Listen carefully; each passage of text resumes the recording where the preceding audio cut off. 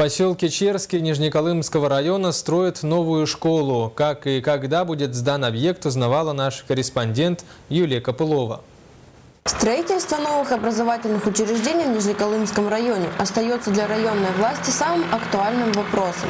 Но до сих пор строительство в Черском явление редкое, и потому радуют слух звуки возобновившихся строительных работ, начатых в 2013 году на площадке, где должно вырасти здание средней общеобразовательной школы. Ориентировочный срок сдачи школы в эксплуатацию – осень следующего года. Но чтобы к следующей осени новая школа распахнула свои двери для ребят поселка Черский, требуется ускорение сегодняшних темпов строительства.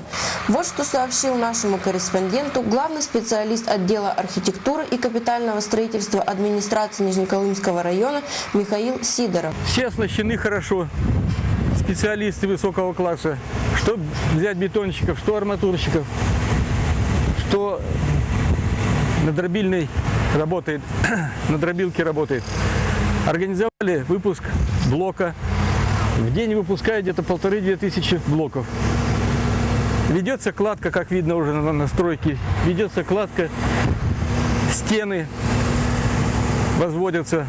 Более подробной информацией о возобновлении строительных работ поделился прораб строительной организации «Кинг-95» Рубик Григорян. Работа на стройке идет в нормальном режиме.